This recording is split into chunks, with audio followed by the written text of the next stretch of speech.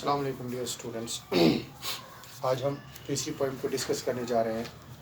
The name of the poem is when you are old, written by W.B. Yeats, William Butler Yeats. इसमें शायर जो है अपनी महबूबा को आने वाले ज़माने की एक पिक्चर पेश करता है कि आप इस वक्त मेरे इस मोहब्बत को ठुकरा रही हो, लेकिन याद रखो जब आने वाला ज़माना होगा, जब आपकी एज बिल्कुल जब आप बूढ़ी एज में आओगी, तब आपको रियलाइज़ हो जाएगा कि जो लोग थे, जो बाकी थे, जो आपके इर्द गिर्द घूमने वाले थे, वो सब आपकी फ़िज़िकल ब्यूटी और आपकी यूथ के साथ मोहब्बत करते थे। लेकिन तब आप ये बात रियलाइज़ करोगी कि नहीं, एक बंदा था, एक आदमी था जो हर एक चीज़ को, चाहे मुझ में अच्छाई थी, बुराई थी, या चाहे मेरी ब्यूटी थी या मेरा सोल था, जो हर एक चीज़ को मोहब्बत करता था, और वो पोइट था। इसकी बिलाउड थी एक इरिश रेवोल्यूशनरी, एक लेडी थी, ये उसी के पीछे था जिसका नाम था मॉडगन। तो अब यहाँ पे हम इसी का एक्सट्रैक्ट करेंगे। आज हम इसके थोड़े बहुत क्वेश्चंस करेंगे, जो एक्सट्रैक्ट से क्वेश्चंस निकाले जाते हैं। आप लोग निकालिएगा अपनी बुक का पेज नंबर 81। वहाँ पे लिखा है पहला stanza, when you are old and grey and full of sleep, O lady when you are old, याद रखना जब बूढ़ी हो जाओगी। ग्रे मीन्स ग्रे हियर्ड, यानी जब आपके बाल बिल्कुल सफ़ेद हो जाएंगे हर एक जगह, एंड फुल ऑफ स्लीप। और बुढ़ापे में आदमी का क्या होता है, जहाँ पे भी बैठता है वहाँ पे उसको नींद आ जाती है। वो नींद नहीं होती है असल में, वो थकावट होती है उम्र भर के कामों से, और वो कमज़ोरी होती है जिस्म की। आप वहाँ पे बैठोगी और हर वक्त सोती रहोगी, and nodding by the fire. और याद रखना तब आप अपने उस चूल्हे के पास बैठोगी और क्या करोगी, हाँ, टेक डाउन दिस बुक, बैठी होगी ऐसे घूमते घूमते, आप ये मेरी किताब उठाओगी और देखोगी, एंड स्लोली रीड, और आहिस्ता आहिस्ता पढ़ोगी, and dream of the soft look your eyes had once. फिर आपको याद आएगा मेरी इस किताब की वजह से कि एक ज़माना था जब आपकी आंखें बहुत खूबसूरत थी, जब आपकी आंखें बहुत नाजुक थी, उनको देख के लोग मरते थे, end of their shadows deep, और वो आंखें कितनी गहरी थी, उनमें कितनी गहराई थी, वो सब आपको एक एक करके याद आ जाएगा। लेकिन याद आएगा आपको किसी और की वजह से नहीं, बल्कि मेरी बुक की वजह से। तो अब हम इसके थोड़े बहुत क्वेश्चंस लिखे यहाँ पे मैंने, वो पहले करने की कोशिश करें। पहले सिटेंजा की पहला क्वेश्चन है, what will happen to the poet is beloved when she is old. जब पोएट की बिलाउड ओल्ड हो जाएगी, उसके साथ क्या हो जाएगा। तो हम इसका आंसर लिखेंगे, when she is old, when she is old, when she is old, when she is old, जब वो बूढ़ी हो जाएगी, her hair will turn grey, हाँ, उसके जो बाल है वो क्या हो जाएंगे, her hair will turn grey, उसके बाल बिल्कुल सफ़ेद हो जाएंगे। और दूसरी बात हो जाएगी, she will, हाँ, और दूसरी बात हो जाएगी, वो हर वक्त स्लीपी फील करेगी, टायर्ड फील करेगी। She will feel sleepy and tired, she will feel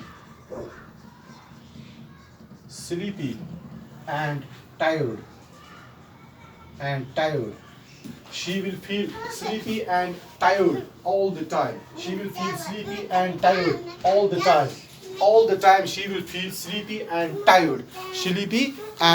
tired all the time.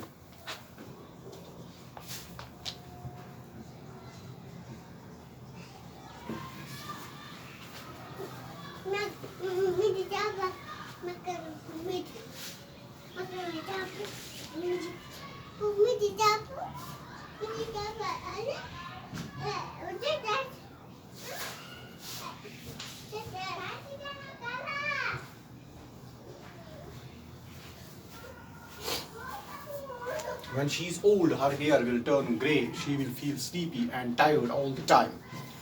दूसरा क्वेश्चन है इसका, What will she dream of? उसको क्या याद आएगा, अभी हमने पढ़ा। She will dream of the soft looks her eyes had once. उसको याद आएगी वो अपनी आंखों की नज़ाकत जो कभी उसकी आंखों में होती थी, बिल्कुल। और तीसरा क्वेश्चन होता है, आपको पता है ये क्वेश्चन होता है, इसमें वर्ड्स के मानी देने होते हैं।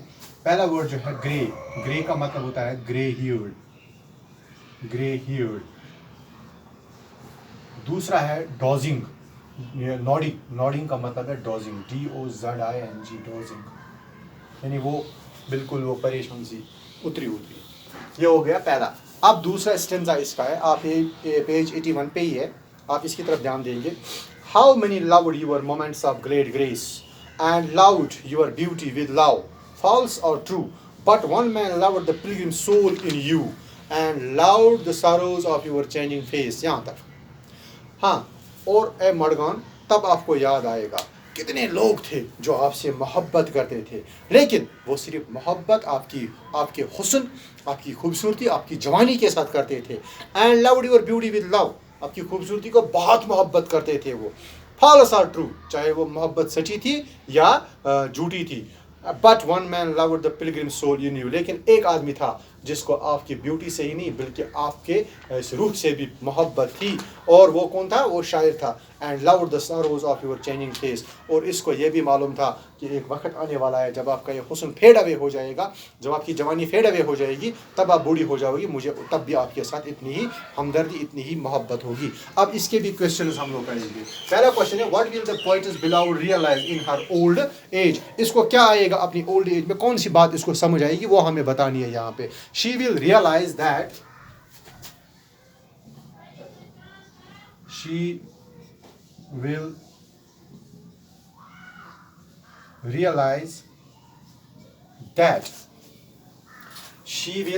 realize उसको समझ आएगी एक बात। क्या बात उसको समझ आएगी? कि जो बाकी लवर्स थे, that all other lovers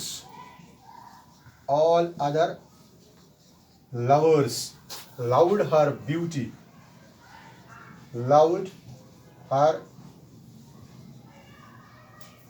beauty, सिर्फ वो उसकी खूबसूरती और जवानी से मोहब्बत करते थे। Beauty and youth, she will realize that all other lovers loved her beauty and youth only, सिर्फ वो उसके साथ मोहब्बत करते थे। और दूसरा क्वेश्चन हमने इसका लिखा है, How is the poet's love different from other lovers? Poet का जो पोइट शायर की जो मोहब्बत है वो दूसरे लोगों से कैसे डिफरेंट है? Unlike other lovers, जो बाकी लवर्स थे, हाँ, unlike other lovers, the poet loves his beloveds. The poet loves his beloveds. The poet loved his beloved's soul. ये सिर्फ उसकी खूबसूरती से नहीं, उसकी रूह से मोहब्बत करता था। हाँ, he loves not only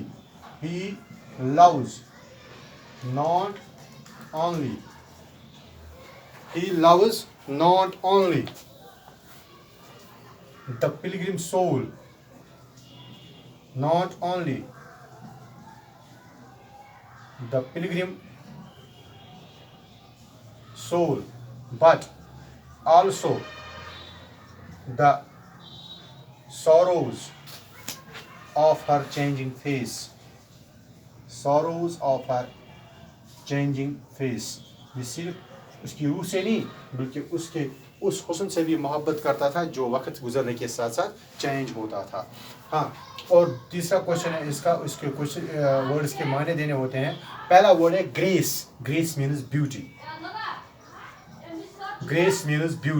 फिर दूसरा वर्ड है सॉरोज किसको कहते हैं? सॉरोज मीन्स ग्रीफ्स, जो मुसीबतें होती हैं, ग्रीफ्स। तो इस तरह से हम लोगों ने इसके पहले 2 स्टेंजास कंप्लीट किए, इसमें हमने क्वेश्चंस निकाले।